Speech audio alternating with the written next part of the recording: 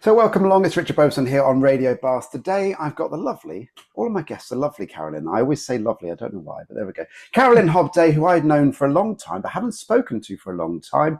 She's an author, a keynote speaker, workshop facilitator, and I know her as a dancer. Good morning, Carolyn.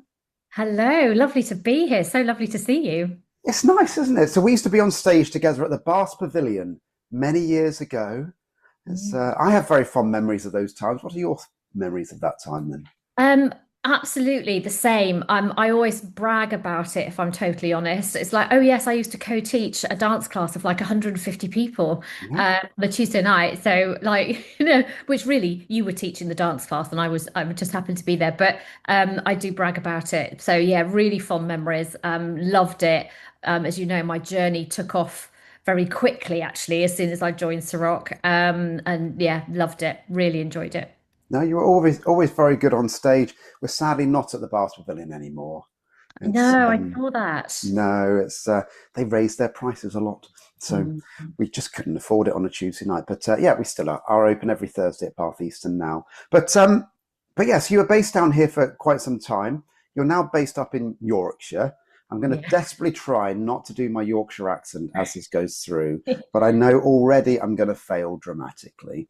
Um, you haven't Well, the picked thing up a about Yorkshire accent, Harrogate is that it doesn't have a Yorkshire accent really. does it Harrogate is not? it's like a southern enclave in the north, was how somebody described it to me. So there are people with Yorkshire accents in Harrogate, but they tend not necessarily to be the people from Harrogate. Okay, so obviously you don't have a Yorkshire accent yourself. No, I No. can't. No, but yeah, Have you tried to do the Yorkshire accent? Do you know what? This is going to be really sad. My ex-husband and I, when we lived up here, because I met him up in Yorkshire the first time I lived here before we came down to the south, and I knew you. He didn't have a Yorkshire accent either, and he was quite posh and nicely spoken. He's still in Bath, so he might listen to this locally. But we used to talk at home in Yorkshire accents to each other. Uh, Right. yeah. So we used to get it out of our system, like to each other in the house, so that we didn't seem like we were taking the mickey out of people when we went out.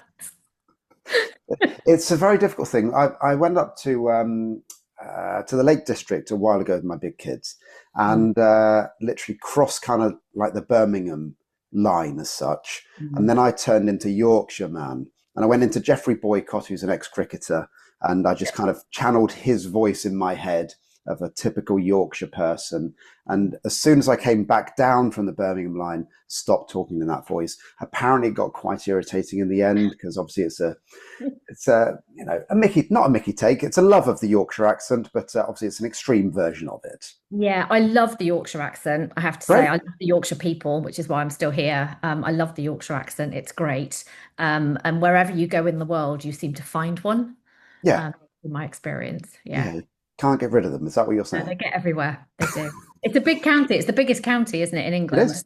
There Yeah, is a lot of Yorkshire people to be found, but they do travel around the world for sure. they do. Now, as much as I love talking about Yorkshire, we're here to talk about you today. So you have a title of the midlife mistress. Hmm. Um, so I've known you as a dancer. Kind of, what's just a very quick ethos of how you got to becoming the midlife mistress then? Well, yeah, the midlife mistress is sort of more of a persona that I've had. It was really about obviously I reached that point of midlife, believe it or not, and it was really about sort of like mastering midlife. But the midlife master would have obviously implied that I was a guy, so I thought I'm going to be the mistress of my midlife and all things midlife. And so I just, it was more of a sort of a persona to describe what I was doing at that moment in time. She's going a little bit more into retirement these Is days, not she? because I've reached retirement age, but because sort of the next phase of my business means that it's going to be less about the midlife stuff. But yeah, she sort of came about as a result of I thought I'm grabbing midlife by both hands and actually making it okay to be in midlife. I think we sort of have this thing where we turn grey and we become a bit invisible, particularly as women, Okay. when we reach midlife. And Well, you've known me long enough to know that becoming invisible is probably not really my thing. It's unlikely. Let's go down that route. So in a nutshell, what do you do? These days, so I am an author, a multi-published author. I am a keynote speaker and I am a consultant, mostly in HR and leadership. So hence why I do the workshop facilitation with leaders, and strategic leadership. So those are my sort of main elements of the work I do. Fabulous. So I know you were in HR for a number of years. Kind of what was that journey like being in HR?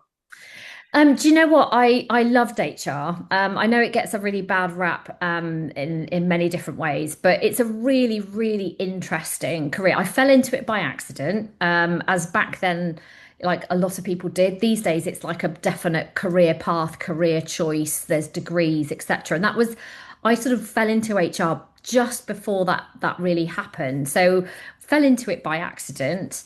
But what I loved about it was how varied it is. The reason I sort of left key corporate world, and doing HR in those settings for, one job in one organization, is I fell out of love of some of the environments I was doing it in. So it wasn't HR itself that I stopped loving. It was just more some of the places I was doing it. Um, but as a profession, it's so varied. You can have standardized systems, standardized processes, technology, all of those things. But the thing that is always so variable is the people. Yeah. And just when you think you've got stuff nailed down, somebody will do something idiotic or have a bright idea or, be amazing in a way that you didn't expect. So it's so varied. And that's what I loved about it. And that's what's kept me in that space, even now in my career. So I've never really been that much in the corporate world. I've experienced it a few times, but it's definitely a world very alien to me because obviously being a dance teacher and a franchisee and that we run our businesses, but it's definitely not a corporate business. So what didn't you like about the corporate world then? There are so many things to love about the corporate world. I had so many amazing experiences. I traveled, I went places. There's a vast number of people often in these organizations. So that again, that variety, is great. The things that didn't work for me, so not in all of the environments, I didn't hate the corporate world per se, but there were just some environments where it was still very traditional. There's a lot of politics, and I don't want to do the politics. I just want to do my bloody job, right? I just want to turn up and do a really great job. And I found in certain places that my job almost became managing the politics. Like I was spending more time doing that than I was actually sort of doing HR. And it was that. And there are some like not great behaviors, and again, that's not everywhere I've worked. I've met some and worked with some wonderful people, but because of those politics, it doesn't bring out the best in people. Um, and yeah, some of them just became a bit stale, and I'm trying to avoid, but I'm going to say it anyway. It became like quite male, pale, and stale. Right. And What do you when mean you by that? well, there's kind of lots of middle-aged white men, with some very sort of traditional attitudes, and that still is the case in quite a lot of organizations. The predominant people that are still leading these big organizations do tend to be male. It's quite hard being a woman, particularly when I would refer to myself as like the only bird on the board, quite often. So the only female in the room. You're then doing HR, so they see that as soft, when it really isn't. If you've ever had to fire somebody, make somebody redundant, deal with their terminal illness, and their family around that, there is very little that is soft at all, about the true world of HR, but they see it as sort of soft and it's all about loving that, people all the time and being nice, which it really isn't. And so sort of in that dynamic, it's quite hard. And like I said, you've got a lot of those sort of traditional views and traditional values. And you do have people that want to change and be different, but certainly the kind of environments that I was working in certain points of my career, very male intensive environments, quite traditional environments, quite hard to be a sort of vibrant female, in some of those organizations. Well, we're going to find out lots more with Carolyn as we go through here. Loads to find out and a bit of time for some music now. But we're back right after this. Back with Carolyn Hobdey now. It's Richard Beauvoisin here, right until midday today. We're going to carry on with your story now, Carolyn, and find out what is the Carolyn Hobdey edge. What is that? So the Carolyn Hobdey Edge, that's my new business branding. It's really about saying if you want to, as a leader, want to be sort of unapologetic in terms of how you show up. So you want to know who you are, what you're about, and be able to communicate that.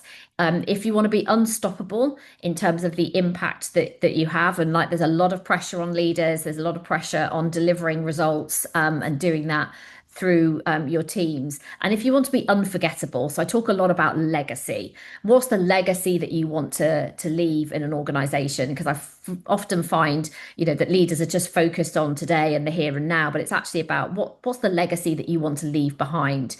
So yeah, it's about being unapologetic, unstoppable, and unforgettable in the way that you lead people. Okay, I was listening to a podcast, The Diary of a CEO with Stephen Bartlett, fantastic podcast. And he was interviewing a chap that used to work with Steve Jobs. Now, obviously, no longer sadly with us because the owner of, or the person that was with Apple. And he was saying that still now, even though he died a number of years ago, he's still in the business. He's still in the office. People are fully aware of exactly who he is and how he would have wanted it done. So is that kind of where you're going to with this? You're trying to leave that sort of legacy? Yeah, absolutely. I mean, obviously, I want to leave that kind of legacy myself, but it's about encouraging leaders. So rather than them conforming to what I call this leadership blueprint. Hmm. We have an idea, particularly in the Western world, of what a leader should look like. And actually, it's a load of nonsense. And actually, it isn't what people want to be led by.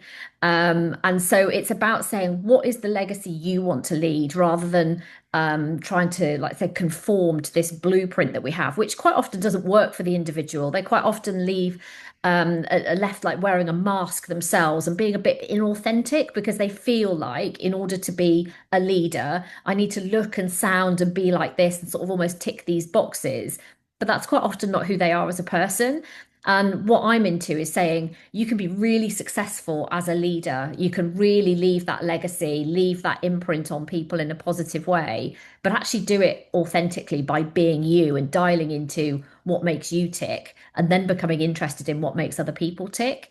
So it's about trying to tear up that blueprint of what we think a leader is meant to look like. So And what does a leader, in your opinion then, what does a leader look like in the olden days then? What was that blueprint?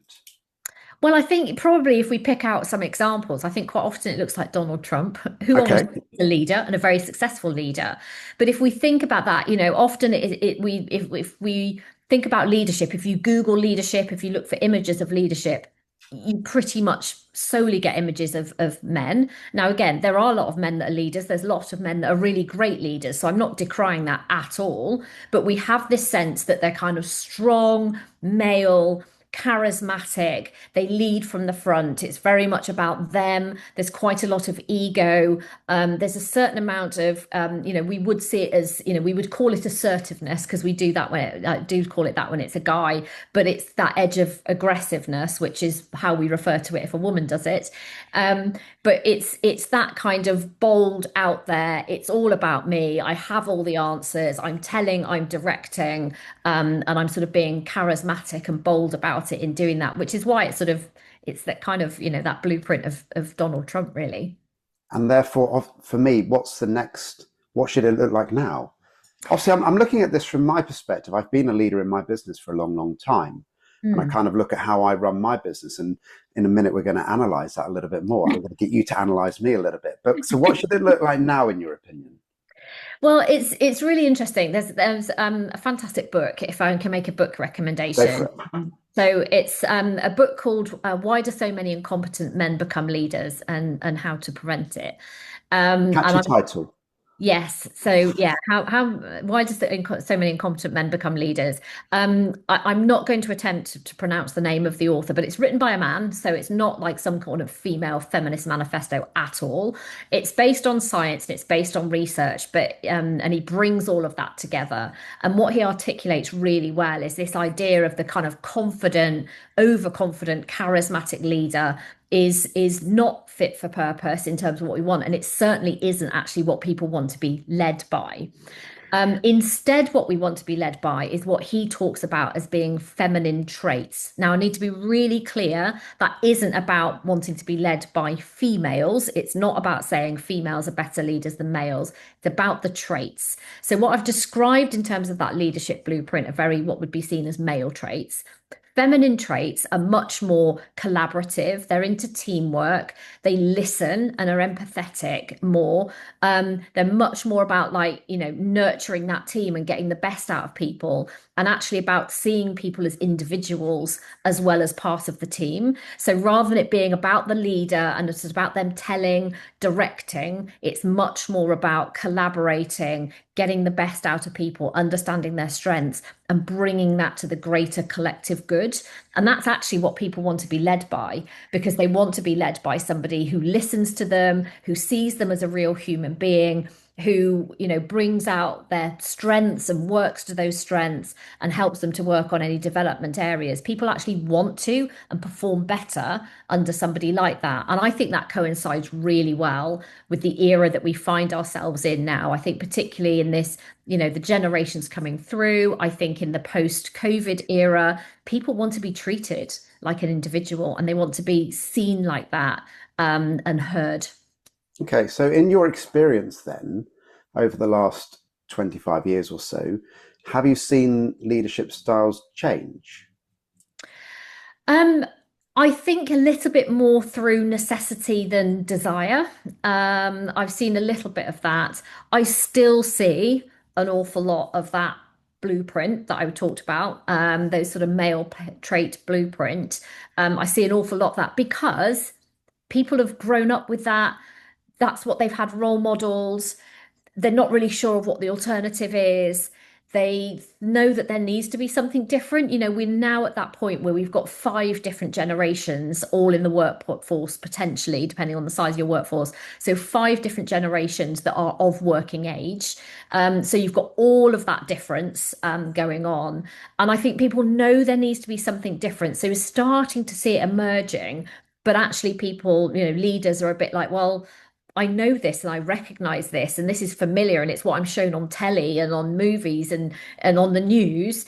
But actually, I know that certainly the generations coming through want to be led by something different, and I know that I need to change. But I think we're at a tipping point at the moment where people aren't quite sure what to do and how to do that, which is where the Carolyn Hobdey Edge comes in. That's how you can help.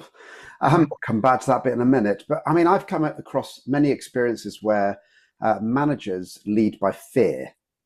If you don't do this, you will be in trouble. And that's the basic way in which they try and lead and try and inspire people. What's your thoughts on that? 100%. Because I think we have been, again, schooled in this idea that a leader is somebody that is to be feared. They have ultimate power and control. They decide whether you can pay the mortgage and put food on the table or not. Very much if you go back, 100 years, most definitely that, you had the foreman, you had the manager, the owner of the business. And, if you didn't do what you were told, then you were out, because they sort of had that choice and that option. And there was always somebody that was wanting and ready to fulfill your job and step in. So very much that feeling of fear, because we see it as a power dynamic and we see that individual has the power to determine, like I said, whether we eat at the end of the day, whether we have a roof over our heads. And so there is a lot of that leading by fear. And I still think there's quite a lot of that around, albeit that, again, I see that leaders are seeing that needs to shift, but they're just not quite sure what to shift it to because they've not had, any other real role model. Well, we'll chat about me a little bit more later on, but very quickly, if somebody is really fascinated by what you do, I know you're based up in Yorkshire, but I'm guessing you're available like you are today on Zoom. So how could they kind of contact you? So the best way to get in touch with me is to email me, so which is info@carolynhobday.com. You can find me on LinkedIn. That's the place I hang out mostly. So if you want to find me on a social media platform, LinkedIn or Instagram, both good. You can find me as Carolyn Hobday on both of those platforms.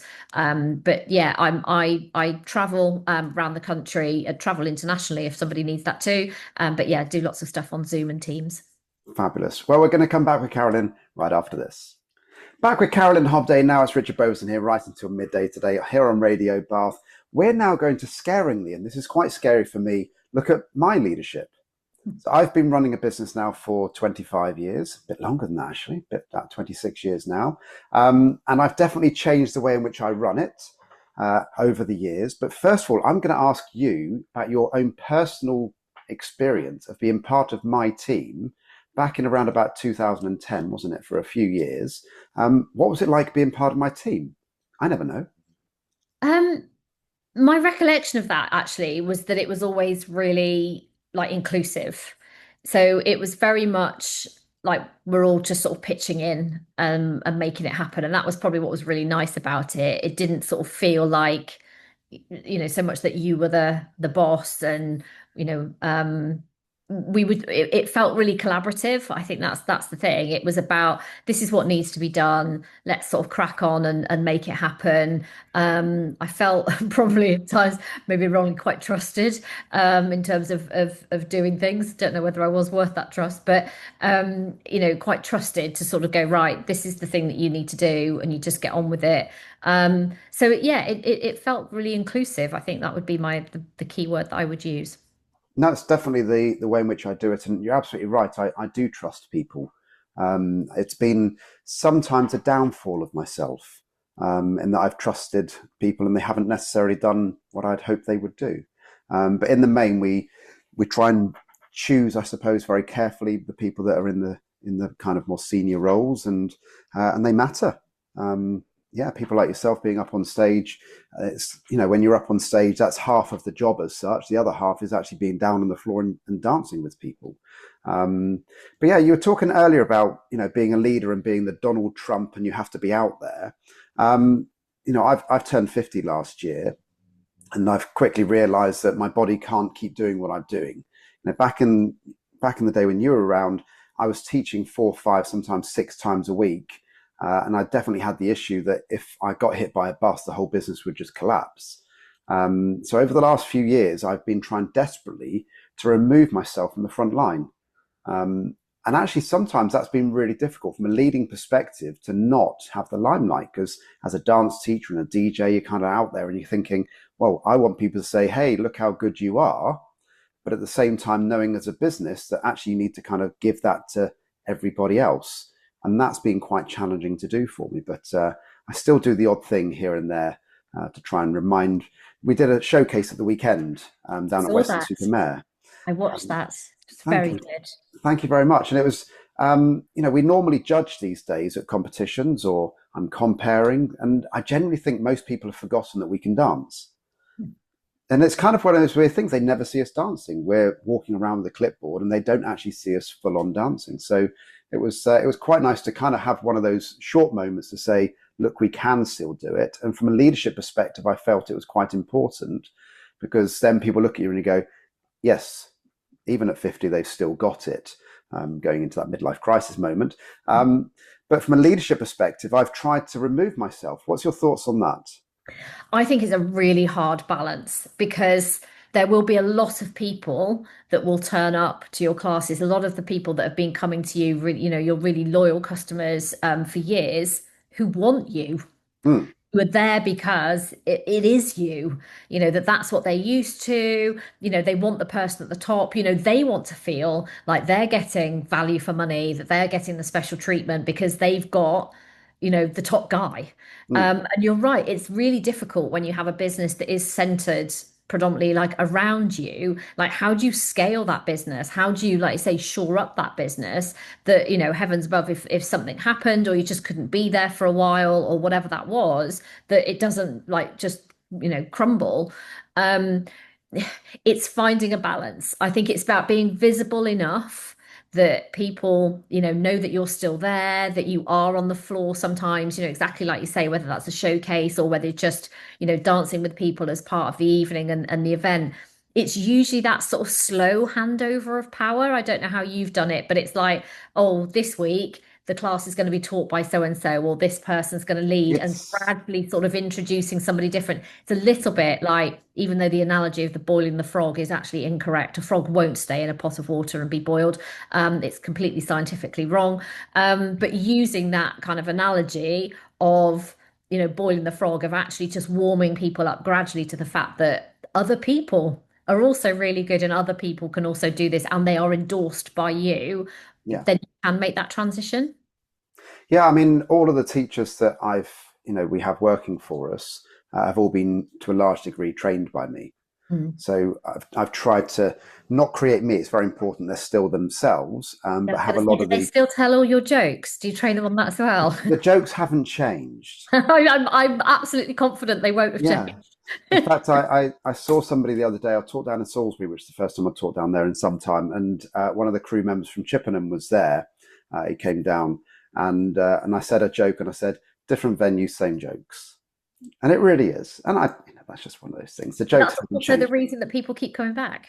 Yeah, it's a strange thing, isn't it? You kind of people want to hear new jokes, but at the same time, when you hear a joke that's going to come up and you go, I know what's going to happen, you feel very comfortable in that. That's why we rewatch the Friends shows all of the time, because you know what's going to happen.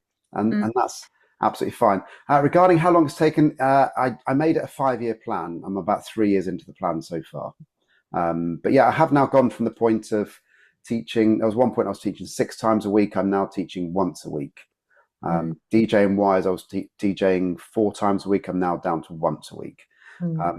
But it means also if I need to step in and do other things and cover, then I will. So next week I'm teaching 3 times, and that's just the way it goes because people are away. Yeah. But I have the capacity now to do that. But I also found that I had to try and run the business. And from a leadership perspective, trying to run the business was actually sometimes more important than being on stage for myself. So, but yeah, so regarding being a leader, I try very much I am the person in charge, but I try as much as possible to be in the background now, which is really weird. Yeah, and I think as well, I'm not saying this is the case for you, but for a lot of leaders as well, they kind of struggle with that Mm, because like they like the kind of, it's me, I make the decisions, I'm the point of power or whatever, or that control, that sense of control, because that's what it is, isn't it? It's giving up control. And particularly yeah. when you built your own business, it's giving up control of basically your baby, isn't it? And going, actually, I'm going to hand it over to somebody else to look after it, which is really scary. And I think that can be a real challenge. And I think that's the point where leaders need to ask themselves, am I doing this because like actually I want to do it? My ego's kind of going, I'm doing this, or am I doing it because I truly am the only person that really can do this thing? And quite often, the answer to the latter bit is like there are other people that can do it, or you can train to do it, or whatever. So we have to be mindful of our ego not getting in the way. I've definitely gone down more the mentorship route. So all of the people that work for me and stuff, I try and mentor them much better, so that's the role that I have now. Yes, I'm still on stage at least once a week, but I want those people to shine. And my goal has always been I actually want them to be much better than I am. So I don't have that ego necessarily saying I am the best. I kind of want them to be better than me because then I don't have to do all of it. Um, Yeah, absolutely. Yeah. And also that's the sustainability for your business in the long term. So like, it's great you've got a 5-year plan, but then the other next 5 years beyond that, like you might want to, have more free time or do other things or, whatever that might be, that actually then if you've got a self-sustaining business because you've done that, then hey, all the better still. Yeah, I'm trying to get into, so I do charity auctioneering. I'm writing my book. I'd like to get into a variety of other bits and pieces. Obviously, I do the radio show as well. I'd like to do more of this. So, and this is me. All of those things I can't put off onto anybody else.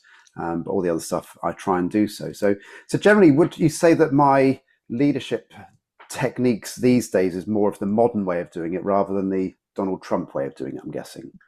Yeah, and don't get me wrong, not everything about Donald Trump is bad. There's No, some he gets stuff done. He gets stuff done. He's a man that gets Yeah. things done. but there are really the ability as a leader is to kind of flex all of that stuff. The thing is to be able to be authentic to yourself, but actually you do have to be different things to different people at different times. That's the challenge of being a good leader. Yeah, in answer to your question, yes, I think that idea of, like I said, treating people individually, that much more mentoring type role, I think is definitely the way to go, because that allows you to see the individual, to nurture them in the way that they need to be nurtured, and again, not just a one size fits all. Pay them that individual attention. And again, we have to. My first line manager was amazing.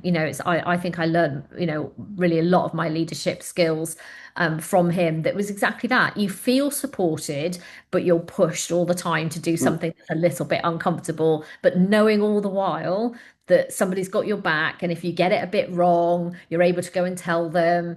But actually they're pushing you just that little bit all the time to that next level, but always there, if you need, some advice or some support or somebody to step in.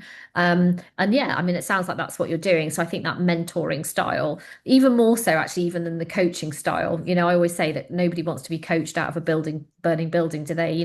They want to be, everyone to be told what to do. So, I think a mentorship style that says, I've been here, I've got the experience, and I'm helping to impart that to you for you to be even better still, and take that forward and add your skills and your ability and your thoughts to it, I think is a really great way to go. Yeah, no, I love doing it, and yeah, it's something which I think I'll do forever, if I'm honest with you. Remind people if they want to get in contact with you, how they can. I hang out a lot on LinkedIn, so you can find me there. If Instagram is your thing, I'm on there as Carolyn Hobdey, or you can get to me at info@carolynhobdey.com. Back with Carolyn right after this. Back with Carolyn Hobdey now. It's Richard Beauvoisin here, rising to midday. Now, we're going to go on to slightly different tack now. We've been learning all about leadership and your story, but part of your story was something which we discussed here on Radio Bath a few weeks ago, which was the menopause. But your menopause story isn't quite the same as everybody else's. So tell us about your menopause story, Carolyn. Yeah, it is slightly different. In fact, I feel always a little bit at this point in my life a bit of a fraud when I talk about menopause, because I'm now 52, which the average age of the menopause is 51. So I've sort of been classically in that menopause phase of life. But that shows you how averages are really misleading, because my menopause actually began when I was 19, and it came about because I was attacked.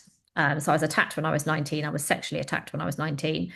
And it became a domino effect from there. And I didn't know that at the time. I didn't get diagnosed until I was 32 and I was trying to have a baby. But then I started to track back and things started to make sense. And I'd been backwards and forwards to the doctors for years with problems, and it never got picked up. And it was actually in 2022. So when I finally got diagnosed, I had a very weird sort of experience, this recurring reliving of the attack that had happened when I was 19. And I couldn't make sense of that at the time, because it sort of came out of nowhere, but it was replaying like a video in my head. And I always had this feeling that it was something to do with that.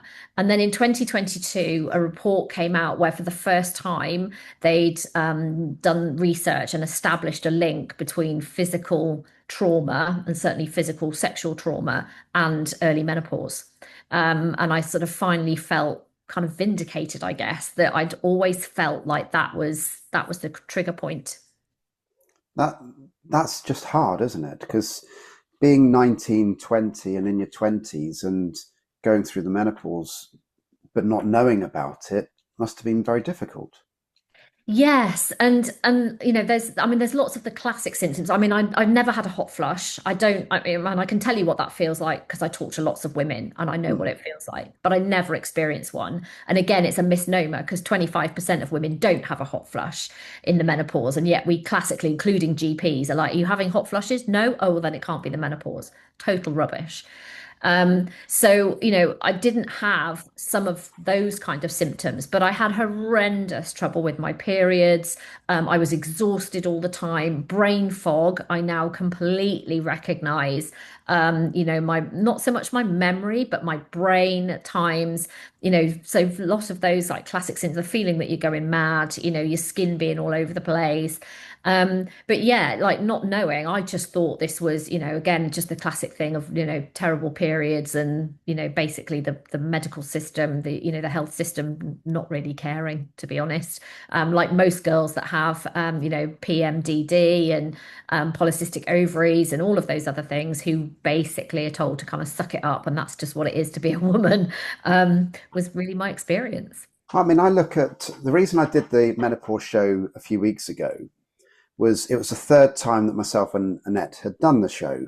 And it was really interesting 3 years ago when we did the show, how society was looking at the menopause. And Davina McCall had just done her program and we were looking at it and it was much more in the news. But it still had a lot of stigma about it. It was fascinating when I was chatting to a lady who came into the station a couple of weeks ago, that as she walked in, she was saying she was having a menopause moment because she'd done something, I can't remember what it was. But I was like, isn't that amazing almost that she feels quite open to talk to a man and saying she's having a menopause moment in these days. Now, we're talking 30 years ago for you now that you would have been going through all of this. And the research that I've done says that nobody spoke about it. It was just like a completely non-thing. Nobody spoke about it. So how did you get through it? Well, obviously, in my 20s, I had no idea. I mean, the irony was that my mum was probably kind of going through her Mm. menopause at the same time. Um, but, I got diagnosed at 32. I literally was trying for a baby and, like I came off the pill. I never had another period. Like they just completely stopped. And that's sort of when stuff, investigations and stuff started eventually. Again, a lot of the time, go away, it'll happen, it'll all come back, it'll all be fine. So I lost a huge amount of time I could maybe, and I don't know, have had some hormone therapy, harvested some eggs, maybe, but I was just sent away. So I lost all of that opportunity. So I But know a you're right. classic question on that is, how do you feel about that now? Because you can't go back in time. No. Really effing angry. Yeah. Like a lot of the time, that was a lot of the, I mean, now it's different. I sort of, time does heal, but yeah, really effing angry about that. But I think at the time when I got diagnosed, I was mortified. I was so ashamed. That was the overriding feeling. I literally went from taking folic acid to walking into Boots and going to what was a very reduced and very clunky kind of menopause supplement section, which nothing like it is now, although I have issues with that now because I think they've monetized it with lots of supplements that really are not worth people's money. Um, but I did. I remember the day after I walked into Boots and thought, well, I need to be able to do something. What can I do?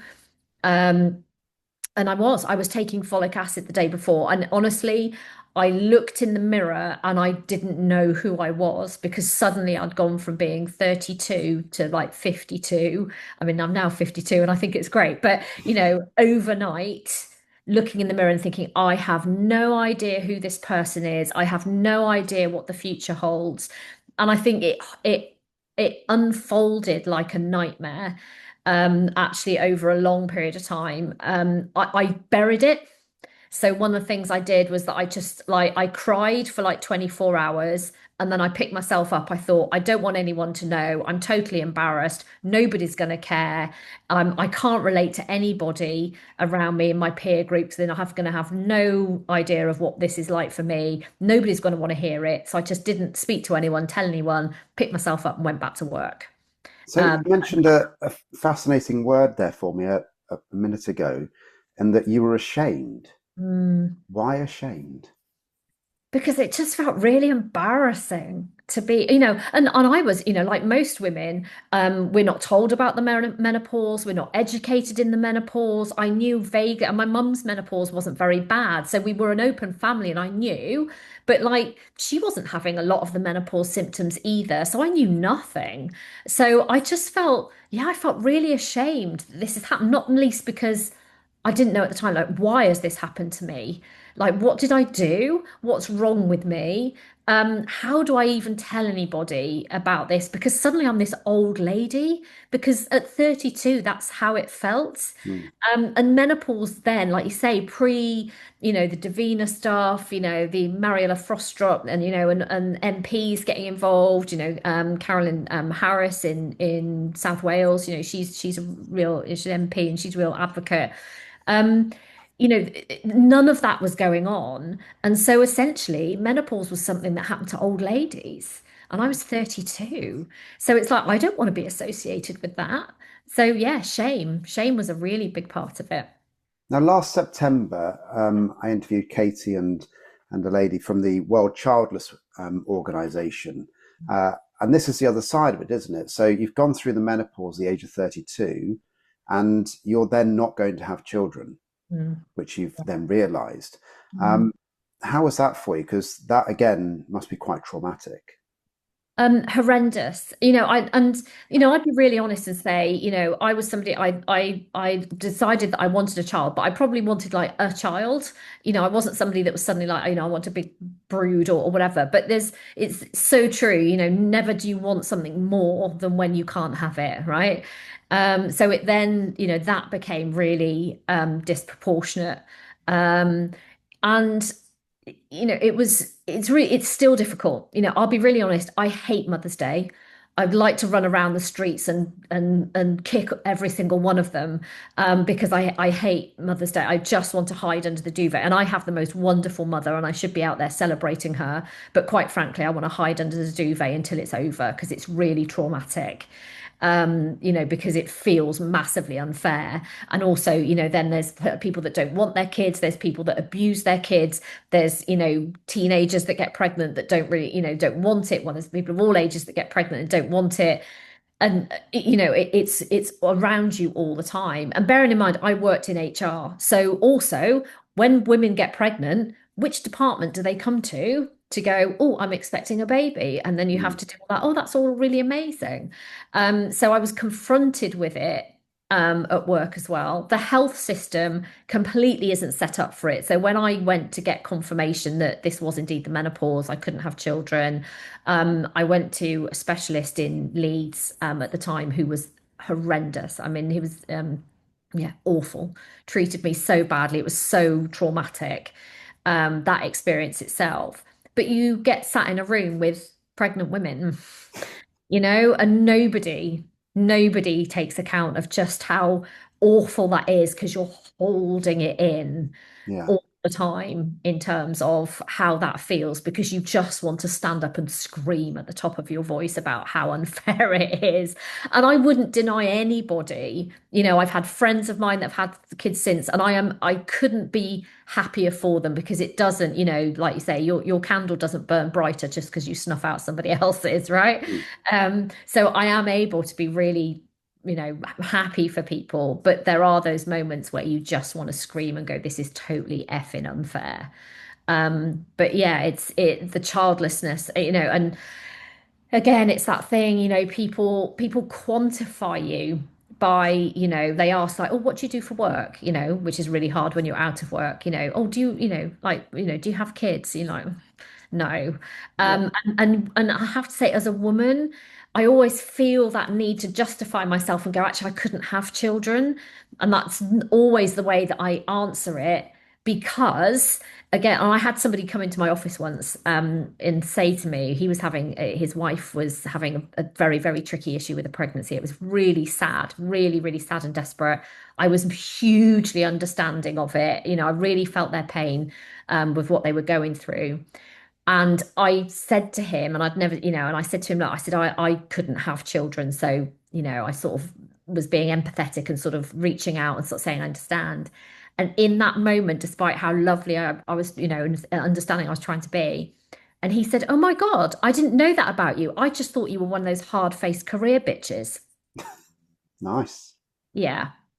And that's what you get because Yeah. people think it was a choice. People think you don't like kids, and all of those things. So I find myself answering the question of, do you have kids? Of going, no, I couldn't. I wasn't able to Yeah. because I feel the need to go, I'm not some hard-faced career bitch that doesn't like And then children. the downside to that, of course, is that you almost then have to tell your story over Yeah. and over again, which then also reignites the pain of going through that story, which again Oh, is very difficult. yeah, and I can't tell you how many times, even again, going through the health system, it drives me insane because even now, at the age that I am, you go to a medical appointment about anything, like as a woman, about anything at all. I've got a pain in my leg, and then they go, "So what's the date of your last period?" And you're like, well, it was actually like, I was actually 32. So that's actually 20 years ago. And sometimes I do get quite arsy because I think if you haven't read Yeah. my medical history, if you don't know who I am when I'm presented to you, and I know you're under pressure, but like also this is pressure for me. The number of times I've had to retell my story in a medical context in particular drives me nuts because I think it's unnecessary. And it's exactly as you say, it's really upsetting. Well, thank you for telling your story here on Radio Bars today. It's painful, but I'm sure a lot of people can relate to it as well. Um, and what's nice is that every time I see you, you always seem to be very, very positive still. And that's well done to you for that. It's time for a bit of a break. Back with Carolyn right after this. It's Richard Beauvoisin here on Radio Bath with Carolyn Hobdey, who's my guest. She's an author, she's a leader, she's a facilitator in many ways. And we're going to talk about the fact that she is an author right now. So you've written some books. How many books have you written so far then, Carolyn? I have published three, and I've been a contributor to a fourth book here. Okay. And we're going to say the word a couple of times. But what's the basic principle of the books? Twats. Lovely. Okay. And they're all based around that theme, aren't they? Yeah, so I have a trilogy of books. The third one of the trilogy itself is still a work in progress, but I essentially have a twats trilogy. So we'll say the titles, and like you say, and then we'll hopefully not say it too much.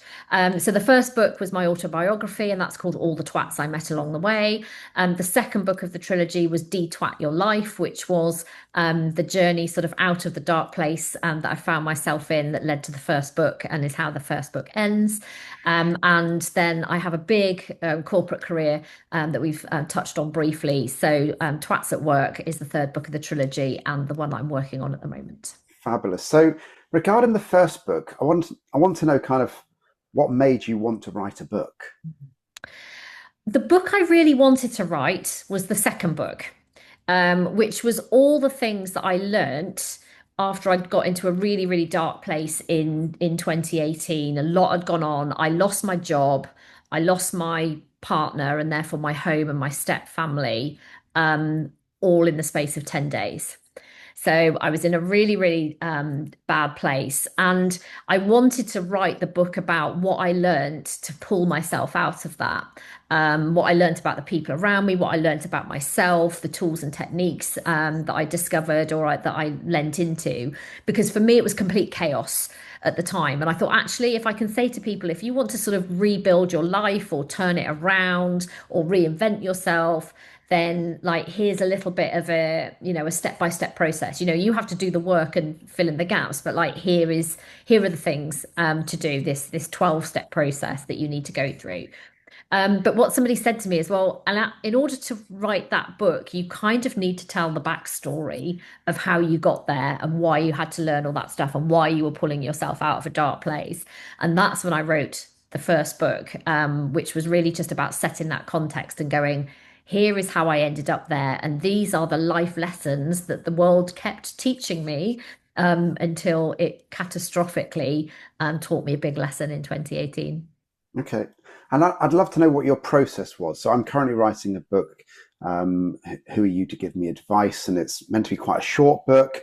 And my process has been apparently quite different to a number of other people. So I'm intrigued what your process was, of actually how you wrote. Did you sit yourself in a room, music on? Where were you for your process? Yeah, it's interesting, isn't it? People do stuff in really, really different ways. I Yeah. did actually start out using a ghostwriter and actually told my story to somebody who then sort of formatted it into sort of chunks and almost like chapters, I guess. I'm gonna say and be really honest, I went back and I rewrote every word of it. Now, it was great that that person sort of chunked it up into chapters, but the thing that I didn't feel that they did was really find my voice. It didn't sound like me. It was my story. So I actually literally rewrote all of it. But the good thing was is I sort of had it in those Hmm. sections. So that was, the first part of the process. In terms of the writing, yeah, just sitting there and yeah, rewriting it. I did have music on, but I be really honest, and maybe this is one of the ones in terms of something you can play on the show. I'm a big fan of Freya Ridings. Okay. She wasn't that well known back then, and I listened to her album like pretty much on repeat. And probably because I knew the music so well, it didn't interfere. So it gave me sort of background noise and I love her music. But I knew it so well that it didn't interrupt with me being able to find the words. I think the really key thing with the writing is that I would say in the process, I cried a lot and I laughed a lot. Now, it wasn't cathartic in that sense because actually I'd gone through therapy. So it was actually the writing of the book at all actually came about because I sort of had all this story that I told to my therapist. And she was the one that ignited the thought actually about you ought to write all this down because it'll probably help somebody else. That's where it originally came from. Yeah. So I didn't need the book in itself to be the therapy because I'd done the therapy. But in order to find the words, to write the book, to find the emotion, I had to take myself back to the incidents and the places. And so sometimes I'd be like tears of laughter, like remembering stuff because it is quite funny in places and quite bizarre. Um, but other times, like literally, like sobbing because I thought I have to put myself in the place of feeling what that felt like so that I can articulate it in the right words and convey that to the reader. And I have a similar thing regarding the music. I actually listen to piano music, but I even have to put it in a certain place. So if I'm writing, and I spoke to a chap again, podcast that's out a while ago called Dr. Ashish Bhatia, brilliant guy, and he was talking about writing and music and stuff as well. And he said it should be in a particular place in the room. And I actually have it in a different place in the room, whether it's right or wrong or not, I don't know. But I have to have it a certain volume and down to my right hand side. If I have it on my left hand side, literally it interferes with what I'm writing. If I Mm. have it down to my right hand side in a quiet place, then I kind of zone out a little bit. And then all of a sudden, an hour or two have gone by and I've written whatever it may be. I'm intrigued at how many times you rewrote, because what most people don't think is that you write a book and then you go, there it is. But actually, you write a book and then it might go to your editor and then it comes back and then you rewrite it and then it goes back and then how many did Yeah. you have? It's the worst part of the process. I refer to it as like it's marking your own homework. Yeah. How it feels. I mean, I did like hybrid publishing. So, I mean, it's a bit of a checkered story because I had a publisher and I had to move from that publisher and actually do a second edition of my first book because that publisher turned out not to be great, which was a real shame. So they didn't help me. The publisher I moved to was actually my PR and literary agent who then I met them later on. I already had the publisher. So, but when it came to republishing, I did everything with my literary agent because they were amazing. But yeah, it was that bit where, yeah, they comment on stuff and it would come back. I don't know how many rewrites and edits I did, probably about four. Mm. Um, and it probably should have been more, but again, my publisher promised that they had somebody proofread it. So I thought, right, any mistakes and whatever they'll take out of it. Turned out they didn't. And I Okay. realized when it then had gone to well, when it turned up, that actually I then started finding mistakes in it, which absolutely crucified me. But by that point, it sort of had to go. But um, Yeah, probably about 4 times initially, and then when I did the moved publishers and went through my amazing literary agent again, probably did another nearly two of going Yeah. back through the whole thing again. Yeah, I say it's it's quite a painful part. Writing the book is great fun. I love writing and just going, whoa, all of these things I can tailor you out, yay! And then you have to go through each section and go, that needs to be shortened. This word's wrong, and it's. I actually find it quite a painful process. yeah, yeah, a really painful. I think anybody that's written a book, and there's some bonkers statistic, isn't it? It's like all the people that start writing a book, I think only ever about 3% ever publish. It's something incredible, which is why I feel really proud of having done Mm. it. Very few people actually reach that point, even though lots of people aspire to do it. But people do underestimate, like you say, they think I've written the manuscript, away it goes, that's all lovely. Somebody else edits it and whatever. Particularly when you self-publish or hybrid publish, a lot of that then sits back with you.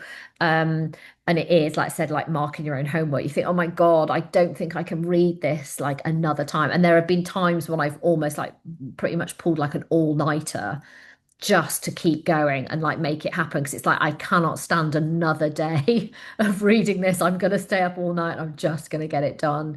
So yeah, it's And hard. what was it like for you when you released your books? Because then you've got that moment where everybody starts reading your books and feeding back what they like and also don't like. Yeah, I mean, there's a massive high to start with, and I was so lucky because on the day that we were in COVID, so it was January 2021, 18th of January 2021, that my first book went live. And so we were in COVID, but I was lucky enough again through my literary agent that I went on Steph's Packed Lunch on Channel 4, although they wouldn't let me actually talk about the book, which was interesting. I managed to drop it in at the end of the interview.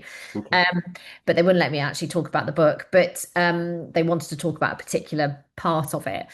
So there was some great stuff, the Daily Mail then sort of came and said they wanted to interview me, and there was quite a lot of that that was on. So it was really exciting, but it's terrifying.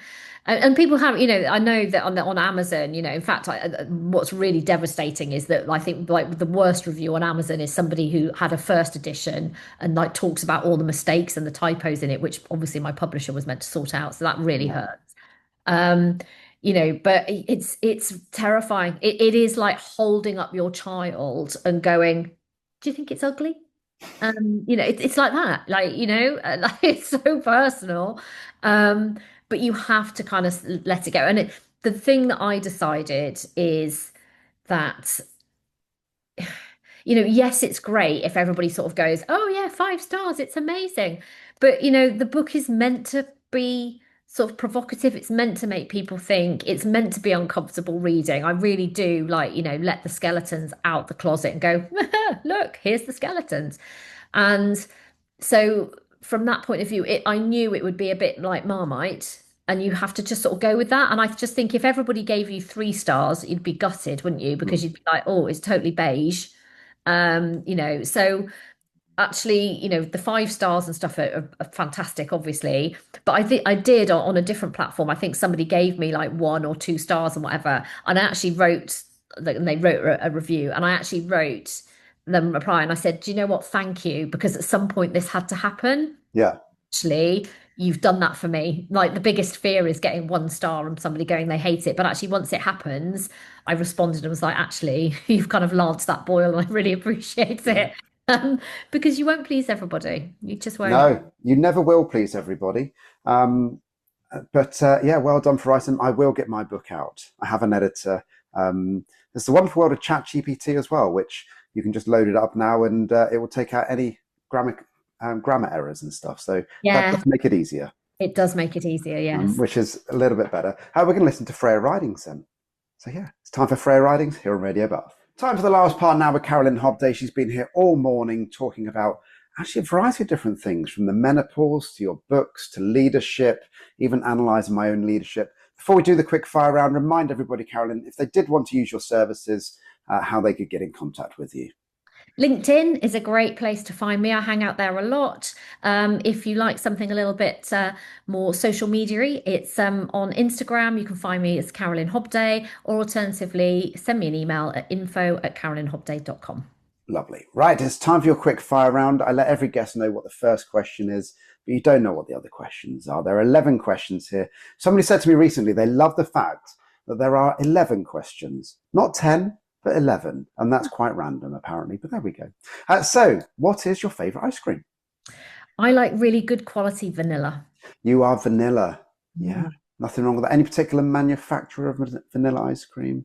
Um, Not necessarily. I'm not a huge fan of ice cream. I don't like anything Okay. that's cold. Okay, why not? What's wrong with cold? I don't like cold. I like warm drinks and warm hugs and hot water bottles. I'm not a cold person. Fair enough, fair enough. Right, I think I know the answer to this one. Are you tidy or messy? Oh, tidy, Yeah, very. I knew that. Mm. Yeah, why are you so tidy then?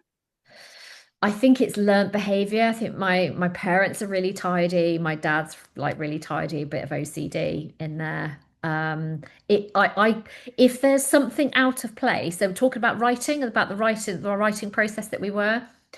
If in my spare room there is something out of place, a pair of shoes that I've not put away, and I'm trying to concentrate and I'm trying to write, I can't, knowing that that mess is somewhere else in my Okay. apartment. So yeah, it's that bad. So are you to the level of if I opened up your food cupboards, Hmm. would all the labels be round the right way? Are we at that level? Mostly, not quite that sort of OCD about it, but probably pretty much. Yeah, you'd be able to see what was in there. See, I'm kind of a mixture in that I put something away in our cupboard yesterday and I had to turn the label round the right way. And then I looked to the left of it and there's just things chucked on top of each other in a Hmm. completely random way. So I think I'm kind of a bit of both in that some things have to be right and other bits are just kind of, they'll do. Yeah. It's close Hmm. enough. Right. Love or hate roller coasters? Love. Oh, you're a lover. Big love. Okay. Oh Tell me God. more. Yeah. I mean, so recently, I went on a month-long trip. I went to Japan was the start of that trip, and I arrived. I was on a guided tour, but I arrived 2 days early to acclimatize, whatever. I spent 2 days in Tokyo Disney. There's two different parks, Disney Tokyo. I spent 2 days at Disney, really purely so that I could just try and get on as many rides as I possibly could. Bigger the better. Love them. So, what about in the UK? Do you go much in the UK? Not massively because I don't think they're as good. Okay. I have, but they're just not, we just don't do it like Disney did. So I've done like Disney Florida and Orlando and whatever, and they are just so mega. Yeah. Um, but yeah, I've done Alton Towers in the day. I'm pretty sure I have been on the big one at Blackpool, I think a long, long way back in the day. Hmm. But yeah, love them. Love a roller coaster. Very good. Important one this. Do you hang your toilet roll over the top or behind the back? Oh my God, it has to be over the top. I knew you'd say that. 100%. Completely wrecks my head if it's not. And even to the extent where people take the mickey, because in my so I've got an ensuite bathroom, but I've got like a house bathroom. Even put a point in the toilet roll. So when I clean the bathroom, it has a point folded in the end of it as well. That's nothing wrong with that. I did that myself the other day. So I'm going to ask you a follow up on that then. That if you went to somebody else's house and it was round the other way, would you change it? It would depend on the mechanics of the toilet roll holder. If it was Okay. one of the ones where you can just slide it off and put it back on again, probably yes. If it was one of the ones where you have to sort of take it apart and it might ping and like springs fall out of it and stuff, I wouldn't touch it. You wouldn't touch it. Okay. I've always changed it every Mm. time, whenever Mm. I'm anywhere. Do you eat your chocolate from the fridge or from the cupboard? Oh, you mustn't put chocolate in the fridge. So back in the day, one of the businesses I worked for, which was actually down in Somerset, was a desserts business. And we made high-end desserts for Marks and Spencer's, and we had a chocolate specialist that came in at one point to help us with the development of products. Never, never, never in the fridge. Not good for the chocolate, not good for the structure of the chocolate. So never in the fridge, no. I love it from the fridge. My I'm sister so puts it sorry. well, and I have to take it out the fridge and leave it on the side and let it warm up to room temperature, like never out the fridge. No, So especially, do you know, bad I was for just it. thinking of a bounty. I don't eat chocolate very often, but like if we get the celebrations or something like that, so a mini bounty. I love the crunchiness of the chocolate and the softness of the coconut. I sound like an advertising campaign now. Yeah, I'm going to be honest, Richard, I'm a little bit disappointed in are you. you? Do you like me less now? Is that basically what you're saying? But the toilet roll thing made up for it. The fact that you actually Okay. did it in other people's houses, like, oh, love it. Okay, so you're okay with that, but less on the chocolate, right? I know the answer to this one. Do you make your bed in the morning? Oh, yes. It's one of those things. There's a fantastic talk by I think he's a Marine in the States, and it's on YouTube, I think. And he was doing a graduation speech, and he talks about the very fact of just making your bed in the morning is about setting yourself up for that's your first achievement of the day, and it sets the standard by which you're going to live. So yeah, making your bed in the morning. But not least, like when I was a kid, if I hadn't made my bed in the morning, my mum would have been like all over me like a rash, nagging me for it. So yeah, always make the bed. Okay, follow-up question to that then. I say there's 11 questions, probably about 20 questions in this, really, but there we go. My follow-up question to it is, apart from the pillows, do you have any extra cushions on your bed? Currently, no. Okay. I have four pillows on there. Occasionally I have like a bigger pillow, like one of those square ones that I might take off the spare bed and sort of put if I'm propped up if I'm like reading or something. But no, but I do turn down the top of the duvet so that that's it's sort of nicely, neatly done. And I do have a blanket across the bottom as a bit of a decorative thing, but no extra cushions No extra cushions. fact, when I go to a hotel, if it's got extra cushions, the first thing I do is pull them straight off and stick them on the floor because I think they must be, along with the cups, what about the dirtiest thing in the room? Why the cups being Because dirty? they clean them in the sink. They don't take them away and do anything. They rinse them in the sink. Oh, really? Yeah, Okay. the glasses and the cups. So whenever I go to a hotel, so here's the OCD, I boil the kettle and I blanch the cups before I would then make a drink in the cup so that it destroys any bacteria around the edge because a lot of hotels don't take them away and replace them. They rinse them like in the sink and put them Yeah. back. And put them back. Thank you for that information. As a well-traveled person, Loads of hotels now going, we don't do that, we don't do that. yeah, Be in you touch never with you. know. What is your favorite breakfast? Oh, that's a really good question. If I could have if I didn't have to make it, Hmm, if I could have any choice at all, I like some sourdough toast, some avocado, smashed avocado with a bit of chili in it, and some poached eggs, and ideally a little bit of hollandaise sauce. very nice. That's a very middle-class breakfast. Oh, it is, isn't it? I even have an avocado injury on my hand, and when I did it, so I cut myself like taking a stone out of an avocado, and I went to the hospital in Harrogate. Even the nurse went, "This is a very middle class injury." That is. If you had to do it, what is your go-to karaoke song? Oh gosh, what would be my go-to karaoke song? I've hardly ever done karaoke, can you believe? Um, I think Since You've Been Gone by is it Kelly Clarkson? Yeah, it is. Yeah. That's a tough song to sing. Mm. So, would you Yeah. class yourself as a singer then? I've sung in choirs like for years. I've sung in the Royal Festival Hall a couple of times in London. So yeah, I did do quite a lot of singing at school, but I wouldn't class myself as amazing. But I'm probably a bit of the person who's like not with karaoke at all, but I'm the person that's prepared to stand up. So the choir that I sing in, I have done a few solos, but not necessarily because I'm the best singer, but because I'm the person that's prepared to go, yeah, all right, I'll do. I'll do it. We will finish off with that song, I think. It's a great song. Okay. But yeah, tough song to sing. Yeah, I Favorite don't say I do it well, but yeah, that's when I have done it, it's been that. okay. Favorite TV program or film? The Big Bang Theory, Oh, yeah. massive fan of the Big Bang Theory. Have it on in the background a lot. Um, yeah, I can quote from it, like you name it. If I was to do Mastermind, it would be my specialist subject. Okay, so I'm also a Big Bang Theory nerd, which you didn't know. I've watched the whole thing at least three times through. Oh God, I'm probably on about 20th time. Like, Yeah. So yeah, and therefore my second favorite program would be Young Sheldon. Have you oh watched Young yes, Sheldon? yes. Although I haven't caught up with the Mark and Mindy's first marriage or whatever it is yet.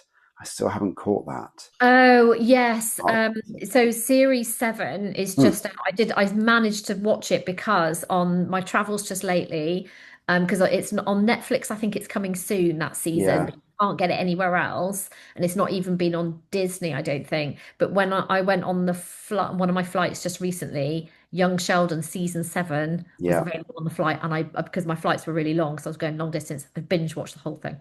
I have watched again Young Sheldon many times through and just, yeah, just love it to bits. I think Um, the kids that act in it are absolutely unbelievable. yeah. Lovely, Young Sheldon. So Yeah. yes, it's what's up between Big Bang and Young Sheldon, probably. Big Bang Theory, an amazing series. It really is.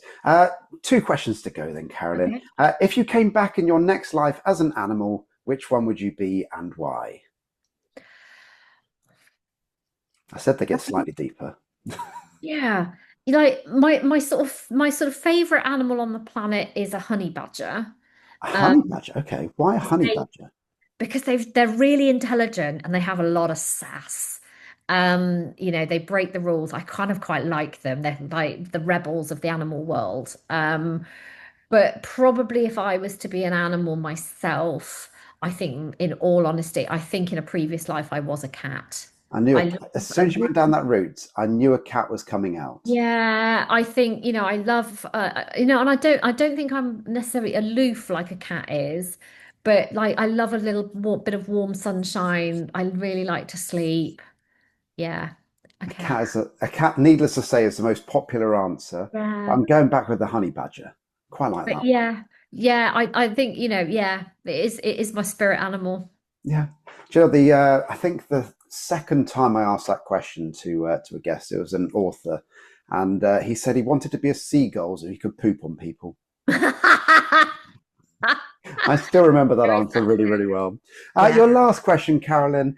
Where is your happy place? Oh gosh.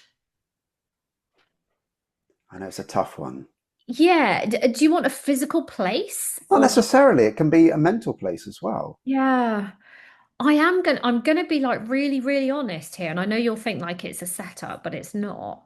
I think when I dance, and Yeah. I haven't done it for a really long time, like I said, there's reasons behind that, but I think when I dance and you just lose yourself in the music, and even when you're not very good, the whole process of learning, the technicalities of it, and you can't think about anything else if you're really in it, you have to just give everything to it. So I would say when I dance.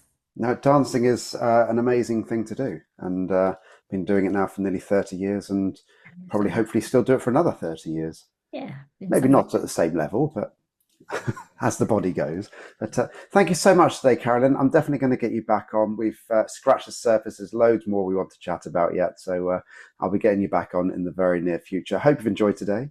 It's been amazing. It's been so lovely to see you again. It's just been like old times. So thank you. It has, and thank you very much. I'm back next week between 10 and 12. Hope you have a great week.